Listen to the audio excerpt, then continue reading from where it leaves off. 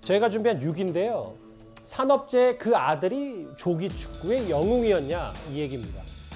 곽상도 의원의 아들의 퇴직금 50억, 청년층의 공분이 꽤 큽니다. 그런데 곽 의원의 아들 곽병채 씨가 이 건강이 악화됐다고 주장한 그 시기에 조기축구에 활발히 활동한 것으로 알려지면서 논란이 불거졌습니다. 관련 영상부터 만나보겠습니다. 곽상도 의원 아들은 산재 신청한 적이 없다고 하는데 산재 위로금 확실합니까? 산재 신청을 안 했는데 중재를 입었어요. 그런데 본인이 그건 개인 프라이버시기 때문에 나중에 필요하면 본인이 제출할 것으로 보이는데 제가 볼 때는 그거는 이제 본인의 문제라고 봅니다. 근데 이제 제가 볼 때 그 당시에 저희 회사에서 판단했을 때 중재라고 판단을 했어요. 조기축구의 게시판에는 2018년 최소 7차례, 2019년 20차례, 2020년 14회 이렇게 축구 경기에 참가하며 팀의 공격을 이끌고 영웅이 됐다는 내용의 보도가 있었습니다. 저희 그래픽에 녹색 그라운드가 있네요. 이도훈 의원님. 네네. 상식적으로는 잘 이해가 안 되죠. 그러니까 50억 퇴직금, 산업재해, 중재라고 표현을 했는데 조기축구 활동에 꽤 적극적이었다. 예. 아니 저는 전혀 놀라지 않았어요. 지금 우리 국민들 가운데 그 산재 때문에 50억 줬다고 생각하는 분이 몇 분이나 되겠습니까? 50억이라는 진짜 터무니없는 돈을 줬다는 걸 설명을 해야 되니까 뭐 퇴직금도 들어있고 또 마침 뭐 이명증하고 어지럼증을 좀 알았다고 하니까 그거를 대서 이제 산재가 있었다. 산재 신청도 하지 않지 않았습니까? 예. 그렇게 설명을 한 거죠. 그래서 무슨 산재 때문이 아니라 왜 이렇게 큰 액수가 갔느냐. 이제 몇 가지 이유는 있겠죠. 정말로 배당금만 4,040억 원, 그다음에 분양 수익 4,500억 정도. 완전히 돈벼락을 맞았으니까 직원 16명들에게 뭐 많이 나눠줄 수 있는 측면이 있고, 두 번째는 어떤 곽상도 의원의 역할과 관련해서 이전에 어떤 역할을 했는지 아니면 앞으로 어떤 역할을 기여했는지 또는 뭐 이런 거를 고려해서 줬을 수도 있고, 아니면은 지금 아들 이 곽 씨는 16년에 처음 회사를 2015년 6월에 처음 회사 만들면서부터 있었기 때문에 회사에서 굉장히 많은 걸 알고 있지 않겠습니까? 그런 거에 대한 나가서 조용히 해달라. 또는 곽상도 의원에 대해서도 비슷한 취지로 그런 취지에서 50억이 갔다고 해야지, 지금 조기 축구에 나와서 맹활약해서 축구판의 히어로가 됐다는 건 산재가 아니었구나, 이걸 다시 한번 확인하는 요인만 되는 것 같습니다. 실제로 여기 화면에 보면 2018년, 그러니까 건강이 악화되기 시작한 그 시점에도 적어도 7번은 조기 축구에 활동을 했다. 다음 화면을 좀 보겠습니다. 근데 그냥 나가기만 한 건 아닌 것 같고, 또 일부 보도, 해당 조기 축구의 커뮤니티를 보니까 글쎄요, 곽병철 씨가 중심이 되어 골문에 맹폭을 퍼부었으며, 뭐 제가 더 읽지는 않겠습니다. 이승훈 변호사님. 그러니까 어찌됐건 축구도 좋아하고 몸 상태가 뭐 골을 넣을 정도로까지 괜찮았다, 이런 걸 뭐 여러 가지로 반증하는 뭐 이런 것 같아요. 그래서 뭐 곽상도 의원의 아들이 굉장히 운동을 잘한 것 같아요. 축구를 잘하니까 저렇게 골도 넣고 맹폭을 부었다 이렇게 하는데, 물론 조금 아플 수도 있습니다. 아팠다 할지라도 저렇게 골을 넣어서 영웅이 될 수 있는 정도 수준의 축구 활동을 할 수 있었기 때문에 그 산재 정도라는 게 어느 정도 되겠습니까? 특히 이명이나 어지럼증 같은 경우는 산재에서도 굉장히 낮은 산재고, 또 실제 진단 자체도 어려운 부분입니다. 어느 정도 다 가지고 있는 그런 병일 수도 있고요. 그런 측면에서 50억이라고 하는 것은 마치 50억을 줬는데 이게 뭔가 뇌물이 됐건 불법적인 자금이 됐건 뭔가 불법적인 자금인데 그걸 합법화시켜주기 위해서 굉장히 노력하고 있는 것 같은 그런 느낌을 지울 수 없고요. 처음에는 퇴직금인 것 같다가 다시 산재로 넘어간 걸 보면 국민들 굉장히 화가 날 것 같고, 저는 차라리 어차피 국민들이 믿지 않으니까 변명하기보다는 빨리 수사받는 게 낫겠다, 이런 생각이 듭니다. 예. 이 곽상도 의원은 일단 아들의 퇴직금 50억 논란이 최초에 나왔을 당시에도 이런 입장을 고수했었습니다. 당시 목소리 잠시 만나보겠습니다. 아드님이 화천대유 자산관리에서 일하셨었잖아요. 네. 화천대유 측으로부터 50억 원을 받으셨다고 하던데, 의원님도 혹시 이거 알고 계시나요?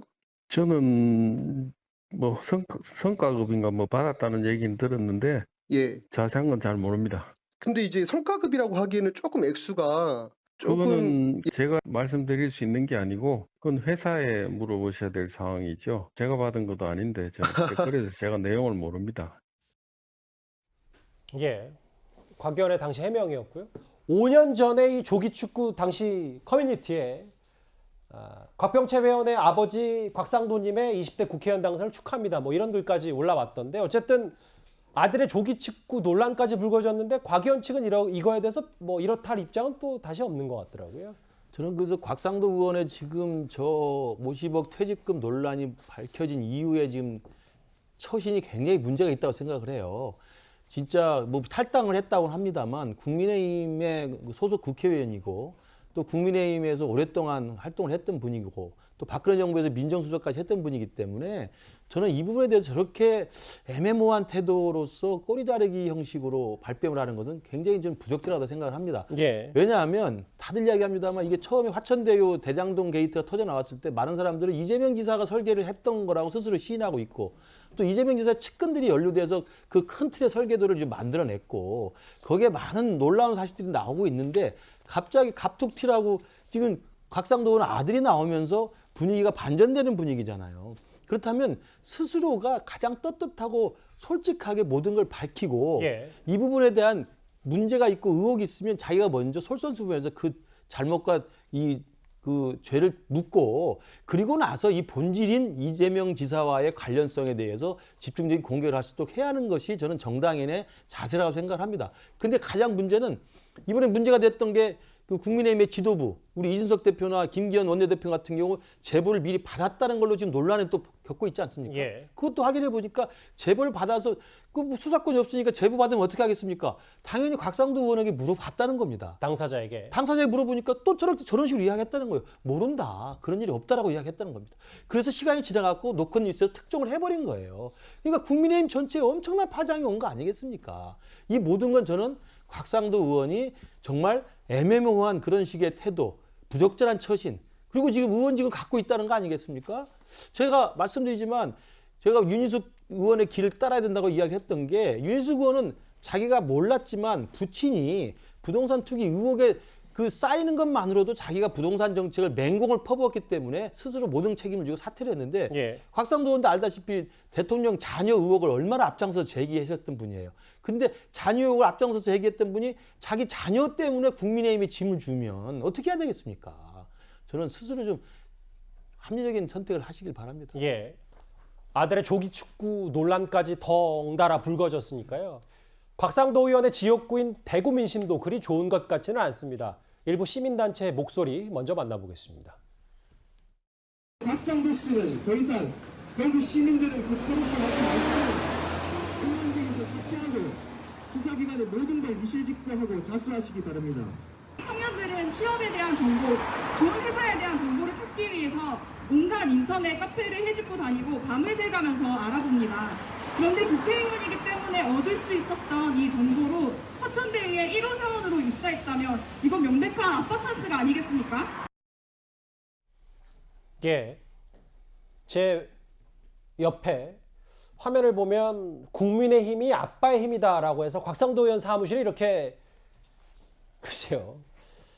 항의를 하는 스티커도 붙였고 청년들 분노한다. 이 분노가 곽 의원이 일단 초동 대처가 만약에 미흡했다 혹은 부적절했다고 싶으면 야권, 보수 야권에는 이게 꽤 발목을 잡을 수 있는 분위기인데요. 어쨌거나 악재는 악재죠. 다만 저 행사를 진행한 이 대학생 진보연합의 평소 활동 내역이나 정치 성향을 미루어 보면 곽상도 의원 사무실에서 항의하는 것만큼 비슷한 수준으로 조국 전 장관 연구실이나 자택에서 같은 항의를 해야 되지 않을까 하는 생각도 우선 들고요.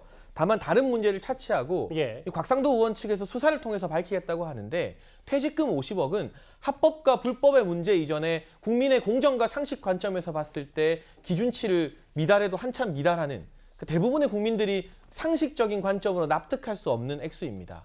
그리고 여기에 대한 곽상도 의원과 곽상도 의원 아들의 해명 역시 국민의 수긍을 받기보다는 고개를 자꾸 갸웃거리게 만드는 해명이었습니다. 그렇다면 저는 보다 큰 이 대승적인 관점에서 곽상도 의원이 스스로 의원직 사퇴라는 결단을 하는 게 맞지 않나. 지금 사실 이 대장동 게이트가 여야 전체로 퍼져나가고 있는 와중에 본인 입으로 내가 대장동 사업 설계했다고 밝힌 이재명 지사와 그 측근들을 향해서 보다 전방위적인 압박과 수사가 이루어져야 되는 게 맞다고 제 개인 의견으로 생각하는데 곽상도 의원 아들의 퇴직금 논란으로 불똥이 번지고 있고 관심이 분산되고 있단 말이죠. 그렇다면 어쨌거나 국민이 납득할 수 없는 아들의 퇴직금을 여기에 대해서 받은 것에 대해 곽상도 의원이 겸허하게 책임을 지면서 의원직을 사퇴하고 한 발 뒤로 물러날 때 국민들이나 대구 시민들도 거기에 따른 평가를 하지 않을까 싶고요. 계속해서 탈당했으니까 나는 수사받을 때까지 버틴다는 기조로 나온다면 곽상도 의원에게도 악재지만 이 사건의 실체와 진상을 규명해야 하는 국민의힘과 보수 야권 전체적으로 봤을 때도 굉장한 악재가 아닐까 싶습니다. 예.